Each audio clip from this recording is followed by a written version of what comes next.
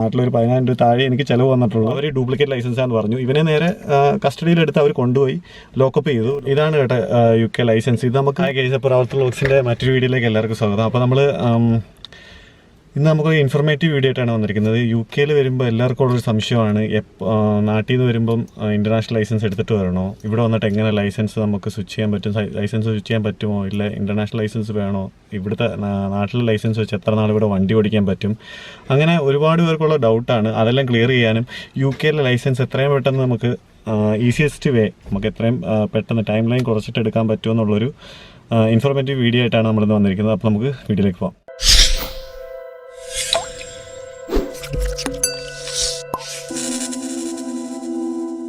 അപ്പോൾ നിങ്ങൾക്കൊക്കെ അറിയാം, ഞാനിവിടെ വന്നപ്പോൾ തന്നെ ഒരു 2 months കഴിഞ്ഞപ്പോൾ തന്നെ വണ്ടി എടുത്തായിരുന്നു. വണ്ടി എടുത്തിട്ട് കഴിഞ്ഞിട്ട് എനിക്കിപ്പം ലാസ്റ്റ് മന്താണ്, നവംബറിലാണ് ഈ വീഡിയോ അപ്ലോഡ് ചെയ്യുന്നത് ഫെബ്രുവരിയാണ്. പക്ഷേ എനിക്ക് നവംബറിലാണ് നമുക്ക് ലൈസൻസ് കിട്ടിയത്, UK ലൈസൻസ് കിട്ടിയത്. അപ്പം UK ലൈസൻസ് നമുക്കിവിടെ സാധാരണ പ്രൊഫഷണൽ നമുക്ക് നാട്ടിൽ ലേണേഴ്സ് എടുക്കുന്ന പോലെ പ്രൊഫഷണൽ അപ്ലൈ ചെയ്ത് കഴിഞ്ഞാൽ നമുക്ക് നാട്ടിലെ ലൈസൻസ് യൂസ് ചെയ്യാൻ പറ്റത്തില്ലെന്നാണ്. അപ്പം നമുക്ക് നാട്ടിൽ നിന്ന് വരുന്നവർക്കാണെങ്കിൽ നമുക്ക് 1 year നമുക്കിവിടെ ലൈസൻസ് അപ്ഗ്രേഡ് ഒന്നും ചെയ്യാതെ ഇന്ത്യൻ ലൈസൻസ് വെച്ച് അങ്ങനെ ഇൻ്റർനാഷണൽ ലൈസൻസ് ആയിട്ട് അപ്ഗ്രേഡ് ഒന്നും ചെയ്യാതെ തന്നെ നോർമൽ ലൈസൻസ് ആയിട്ട് തന്നെ നമുക്ക് വെച്ച് 1 വർഷം 1 year വണ്ടി ഓടിക്കാം. പക്ഷേ ചിലരുടെയൊക്കെ ഡൗട്ടാണ് ഇൻ്റർനാഷണൽ ലൈസൻസ് എടുത്തിട്ട് വരണമെന്ന്. എടുത്തിട്ട് വരേണ്ട ആവശ്യമില്ല, നമുക്ക് സാധാ ലൈസൻസ് വെച്ച് തന്നെ 1 year ഓടിക്കാം, 1 year വണ്ടി ഓടിക്കാം. അപ്പോൾ നമുക്ക് ഇവിടെ വന്നതിന് ശേഷം നമുക്ക് പ്രൊഫഷണൽ ലൈസൻസ് എടുക്കണമെങ്കിൽ 180 days കഴിഞ്ഞാൽ മാത്രമേ നമുക്ക് പ്രൊഫഷണൽ അപ്ലൈ ചെയ്യാൻ പറ്റൂ എന്നുള്ളൊരു റൂളുണ്ട്. ഇവിടെ UK നമ്മൾ 180 days നമ്മൾ താമസിച്ച് കഴിഞ്ഞാലേ നമുക്ക് പ്രൊഫഷണൽ അപ്ലൈ ചെയ്യാൻ പറ്റത്തുള്ളൂ. പക്ഷേ കുഴപ്പമില്ല, നമുക്ക് വന്ന ഉടനെ തന്നെ അപ്ലൈ ചെയ്യാം. പക്ഷേ ഞാനൊക്കെ 180 days കഴിഞ്ഞിട്ടാണ് കേട്ടോ അപ്ലൈ ചെയ്തത്. പക്ഷേ നേരത്തെ അപ്ലൈ ചെയ്യാം.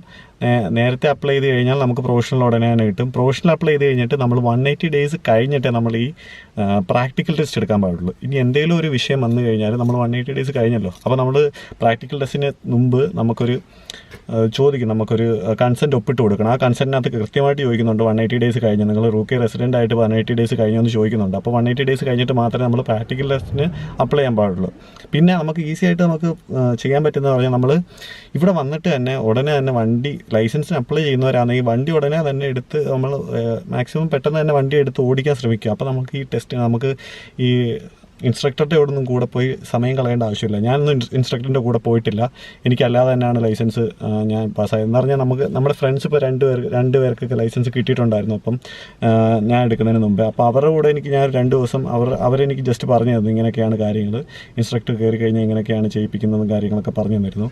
അപ്പം അങ്ങനെയാണ് ഞാൻ ലൈസൻസ് എടുക്കുന്നത്. അപ്പം ഞാൻ ഇൻസ്ട്രക്ടറിൻ്റെ ഒന്നും കൂടെ പോയിട്ടില്ല, അപ്പം അല്ലാതെ തന്നെയാണ് ലൈസൻസ് കിട്ടിയത്.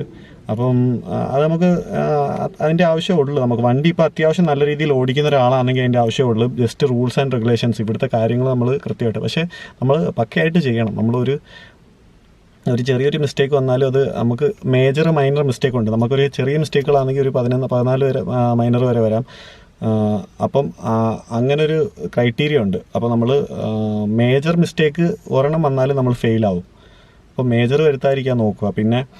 പിന്നെ വേറൊരു കാര്യം എന്ന് പറഞ്ഞു കഴിഞ്ഞാൽ നമുക്ക് ഈ ട്യൂട്ടറിൻ്റെ ഇൻ കേസ് ഇപ്പോൾ നിങ്ങൾക്ക് നല്ല വണ്ടി ഓടിക്കാൻ അറിയാതെ ട്യൂട്ടറിൻ്റെ അടുത്ത് പോയേ പറ്റത്തുള്ളൂ പറഞ്ഞാൽ ഒരു 2 ക്ലാസ് കാണാൻ പോയാലും മതി.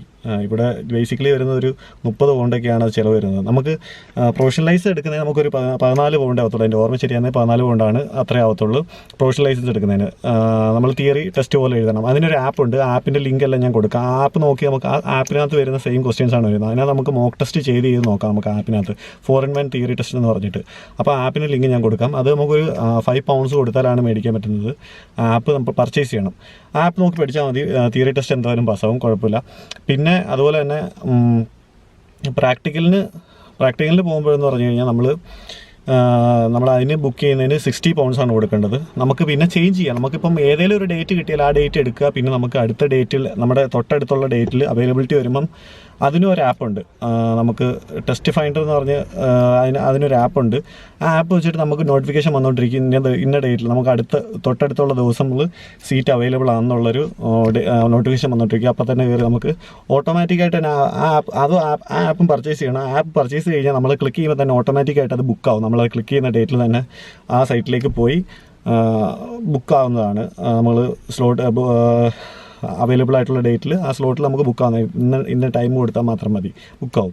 അപ്പം അങ്ങനെ നമുക്ക് കുറേ വഴികളുണ്ട്. പിന്നെ വേറെ മെയിനായിട്ടുള്ള കാര്യം ശ്രദ്ധിക്കുക, നിങ്ങൾ വന്നിട്ട് വണ്ടി ഓടിക്കുമ്പോൾ തന്നെ ഇവിടുത്തെ റൂൾസ് ആൻഡ് റെഗുലേഷൻസ് പാലിച്ച് ഓടിക്കാൻ ശ്രമിക്കുക. യൂട്യൂബിൽ വേറെയും വീഡിയോസ് കിടപ്പുണ്ട്, നമ്മുടെ മോക്ക് ടെസ്റ്റിൻ്റെയും അങ്ങനെയൊക്കെയുള്ള കുറേ വീഡിയോസ് കിടപ്പുണ്ട്.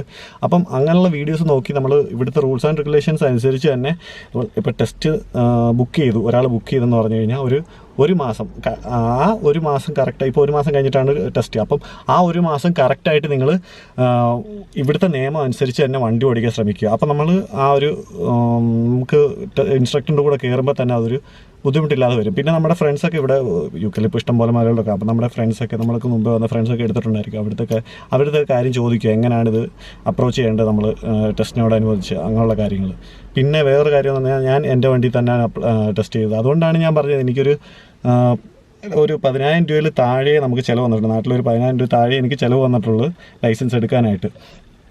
എന്താ പറഞ്ഞാൽ ഞാൻ വേറെ പുറത്തൊന്നും പോയില്ല. അപ്പോൾ 60, പിന്നെ 10,000 രൂപ താഴെ എനിക്ക് ചിലവ് വന്നിട്ടുള്ളൂ. അപ്പം അങ്ങനെ എടുക്കുന്നവർ ഇഷ്ടംപോലെ പേരുണ്ട് കേട്ടോ. അപ്പോൾ നമ്മൾ വിചാരിക്കുന്നു എല്ലാവരും ഒന്നും ക്ലാസ്സിനൊന്നും പോയിട്ടല്ല എടുക്കുന്നത്. ഇതാണ് കേട്ടോ UK ലൈസൻസ്. ഇത് നമുക്ക് 10 വർഷത്തേക്കാണ് കേട്ടോ. നമ്മുടെ 10 വർഷത്തേക്കാണ് ഇതിൻ്റെ വാലിഡിറ്റി നമുക്കുള്ളത്.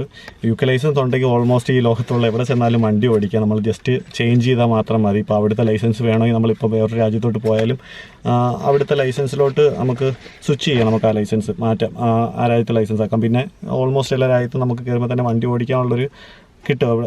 എവിടെ ചെന്നാലും ഓടിക്കാൻ പറ്റും. ഇപ്പോൾ നമ്മുടെ നാട്ടിൽ ലൈസൻസ് ഇവിടെ ഒരു കൊല്ലം ഓടിക്കാൻ പറ്റത്തുള്ളൂ. ഇപ്പോൾ ദുബായിലൊക്കെ ചെന്നാലും നമുക്ക് സ്വിച്ച് ചെയ്യാൻ പറ്റും ലൈസൻസ്, ദുബായ് ലൈസൻസൊക്കെ ആയിട്ട്. അപ്പം അത്രയൊക്കെയാണ് പറയാനുള്ളത് മെയിനായിട്ടുള്ള കാര്യങ്ങൾ. പിന്നെ വേറൊരു കാര്യം, നമുക്ക് ഈ പ്രൊഫഷണൽ ലൈസൻസ് കിട്ടിക്കഴിഞ്ഞാൽ നമുക്ക് ഇവിടുത്തെ നിയമം വെച്ച് നമ്മൾ പ്രൊഫഷണൽ എടുത്തു കഴിഞ്ഞാൽ നമുക്ക് നാട്ടിലെ ലൈസൻസ് നമുക്ക് വാലിഡ് അല്ല. നമുക്ക് അങ്ങനെ പ്രൊഫഷണൽ ലൈസൻസ് ഉള്ള ഒരാൾ വണ്ടി ഓടിക്കണമെങ്കിൽ UK ലൈസൻസ് 3 കൊല്ലം കഴിഞ്ഞ ഒരാൾ നമ്മുടെ കൂടെ ഇരുന്ന് കഴിഞ്ഞാലേ നമുക്ക് വണ്ടി ഓടിക്കാൻ പറ്റത്തുള്ളതാണ് നിയമം. പിന്നെ നമുക്ക് ഈ ലൈസൻസ് ഇല്ലാതെ വണ്ടി ഓടിക്കാൻ, നമുക്ക് ലൈസൻസ് ഇല്ലാതെ നമുക്ക് ഇൻഷുറൻസ് എടുക്കാൻ പറ്റും ഇവിടെ. അപ്പം ഇൻഷുറൻസ് എടുത്തിട്ട് നമ്മൾ വണ്ടി പോയി ഒരാളെ ഇടിച്ചു കഴിഞ്ഞാലും നമ്മുടെ വണ്ടി ചെന്ന് നമ്മുടെ കുഴപ്പം കൊണ്ടാണ് വണ്ടി ഇടിക്കുന്നതെങ്കിൽ അത് വലിയൊരു പ്രശ്നത്തിലേക്ക് എത്തിച്ചേരുന്നതാണ്. പിന്നെ എനിക്കറിയാവുന്നൊരു ഫ്രണ്ട് തന്നെ ലൈസൻസ് ഇല്ലാതെ വണ്ടി ഓടിച്ചിട്ട് ഒരു വണ്ടി ചെന്ന് ഇടിച്ചു. അത് വലിയ പ്രശ്നമായി. എന്ന് പറഞ്ഞാൽ പുള്ളി മദ്യപിച്ചിട്ടുണ്ടായിരുന്നു. ആ വണ്ടിയുടെ ക്യാഷ് നമ്മൾ കൊടുക്കണമെന്നാണ് പറയുന്നത്. ടോട്ടലി ബിയറബിൾ ആണ്. നമുക്ക് ഒരു കോർട്ടിൽ പോയാലും നമ്മളാണ് ടോട്ടലി ബിയറബിൾ. എന്ന് പറഞ്ഞാൽ ആ വണ്ടിക്ക് ഇൻഷുറൻസ് പോലും ഇല്ലായിരുന്നു. അപ്പം അങ്ങനെയുള്ള കാര്യങ്ങളുണ്ട്. അപ്പം നമ്മൾ മാക്സിമം ലൈസൻസ് ഇല്ലാതെ ഇൻഷുറൻസ് ഇല്ലാതെ വണ്ടി ഓടിക്കാതിരിക്കുക, മാക്സിമം ശ്രദ്ധിക്കുക. പിന്നെ ഇവിടെ വന്നിട്ട് പിന്നെ വേറൊരു കാര്യം എന്ന് പറഞ്ഞാൽ ഇൻഷുറൻസ് മാത്രം എടുത്ത് വണ്ടി ഓടിക്കുന്ന ഒരുപാട് പേരുണ്ട്. പക്ഷെ നമ്മുടെ ഇപ്പം വേറൊരാൾ നമ്മളെ വന്ന് ഇടിച്ചു കഴിഞ്ഞാൽ നമുക്ക് വലിയ കുഴപ്പം വരത്തില്ല. എന്ന് പറഞ്ഞാൽ അവരുടെ ഭാഗത്ത് ആ ഫോൾട്ട് എന്നുള്ളതുകൊണ്ട് നമുക്ക് ക്ലെയിം കിട്ടാൻ സാധ്യതയുണ്ട്. നമുക്ക് പെട്ടെന്ന് തന്നെ മേടിച്ചെടുക്കാം, ക്ലെയിമൊക്കെ നമുക്ക് പെട്ടെന്ന് മേടിച്ചെടുക്കാമെന്ന് വിഷയമില്ല. പക്ഷെ നമ്മുടെ ഫോൾട്ട് കൊണ്ടാണ് നമ്മളൊരു വണ്ടി ആക്സിഡൻ്റ് ആക്കിയെങ്കിൽ അവർ വേറെ കോർട്ടിലോ ഒരു കേസായിട്ടൊക്കെ ഫയൽ ചെയ്യാൻ പോയി കഴിഞ്ഞാൽ അത് ഭയങ്കര പ്രശ്നമാവും. അത് നമുക്ക് ചിലപ്പോൾ ഇവിടെ നമുക്ക് PR അപ്ലൈ ചെയ്യുമ്പോഴും PSW അപ്ലൈ ചെയ്യുമ്പോഴും ഒക്കെ അതൊരു വിഷയമായിട്ട് വരും, അതൊരു വലിയ പ്രശ്നമായിട്ട് വരും. അപ്പം അങ്ങനെയുള്ള കാര്യങ്ങളൊക്കെ ശ്രദ്ധിച്ച് ഓടിക്കുക, ചെയ്യുക. നമ്മൾ ലൈസൻസ് ഇല്ലാതെ നമ്മളാണ് ടോട്ടലി ബിയറബിൾ. ഇൻഷുറൻസ് ഉണ്ടെന്ന് പറഞ്ഞിട്ട് കാര്യമില്ല. ഇൻഷുറൻസ് ഇല്ലാതെ ആണെങ്കിൽ പിന്നെ ഇന്ത്യൻ ലൈസൻസ് ഉള്ളവർക്കാണെങ്കിൽ കുഴപ്പമില്ല. പക്ഷേ ഇങ്ങനെ പ്രൊഫഷണൽ എടുത്തിട്ടും ഇന്ത്യൻ ലൈസൻസിൻ്റെ വാലിഡിറ്റി കഴിഞ്ഞിട്ട് ഓടിക്കുന്നവരുടെ കാര്യമാണ് ഞാൻ മെയിനായിട്ട് പറയുന്നത്. അപ്പോൾ ആ കാര്യങ്ങളൊക്കെ ശ്രദ്ധിച്ച് വേണം നമ്മൾ വണ്ടി ഓടിക്കുക. ഇവിടെ റൂൾസ് ആൻഡ് റെഗുലേഷൻസ് പക്കയാണ്. നമ്മുടെ ഇപ്പം അങ്ങനെ ഇവിടെ എൻ്റെ ഒരു ഫ്രണ്ടിനാണെങ്കിൽ വേറൊരു ഇൻസിഡൻറ്റ് ഞാൻ പറയാം. അവനാണെങ്കിൽ വണ്ടി ഇതുപോലെ ചെക്കിങ്ങിൻ്റെ സമയത്ത് തന്നെ പിടിച്ചു. നമ്മുടെ കേരള ലൈസൻസിൻ്റെ കാര്യം അറിയാമല്ലോ, ലാമിനേറ്റ് ചെയ്തൊരു പേപ്പർ. അപ്പോൾ അവർ ഡ്യൂപ്ലിക്കേറ്റ് ലൈസൻസാന്ന് പറഞ്ഞു. ഇവനെ നേരെ കസ്റ്റഡിയിലെടുത്ത് അവർ കൊണ്ടുപോയി ലോക്കപ്പ് ചെയ്തിട്ട് ഒരു 2 മണിക്കൂർ കഴിഞ്ഞിട്ടങ്ങാണ്ടാണ് അവർ വെരിഫൈ ചെയ്ത് ഇത് ഒറിജിനലാണെന്ന് പറഞ്ഞ് പുള്ളിനെ തിരിച്ചു വിട്ടത്. പക്ഷേ ഫൈൻ വന്നു. എന്താണെന്ന് പറഞ്ഞാൽ പുള്ളിക്കാരൻ ഒരു പരിപാടി കാണിച്ചെന്ന് പറഞ്ഞാൽ നമുക്ക് ഈ ഡേറ്റ് ഓഫ് ബർത്ത് കൂട്ടി വെച്ചിട്ട് ഇൻഷുറൻസ് കുറച്ചു. ഇവിടെ പ്രായം കുറഞ്ഞവർക്ക് ഇൻഷുറൻസ് കൂടുതലാണ് എമൗണ്ട്. അപ്പം ഡേറ്റ് ഓഫ് ബർത്ത് കുറച്ച് വെച്ചിട്ട് കാണിച്ചതിന് ഒരു 300 നാട്ടിലൊരു 30,000 രൂപ ഫൈനും അടിച്ച് വിട്ടു. പക്ഷേ ലോക്കപ്പൊന്നും ചെയ്യില്ല, അതൊക്കെ വെറുതെ വിട്ടു. പക്ഷേ ഫൈൻ വന്നു. അപ്പോൾ ഇങ്ങനെയൊക്കെയാണ് ഇവിടുത്തെ കാര്യങ്ങൾ. അപ്പം ശ്രദ്ധിച്ചും കണ്ട് വണ്ടി ഓടിക്കുക. അപ്പോൾ ഇത്രയൊക്കെയാണ് നമുക്ക് പറയാനുള്ളത്. അപ്പോൾ വീഡിയോ ഇഷ്ടപ്പെട്ടെങ്കിൽ ലൈക്ക് ചെയ്യുക, കമൻറ്റ് ചെയ്യുക, ഷെയർ ചെയ്യുക. പിന്നെ മറക്കാതെ നമ്മുടെ ചാനൽ സബ്സ്ക്രൈബ് ചെയ്യുക.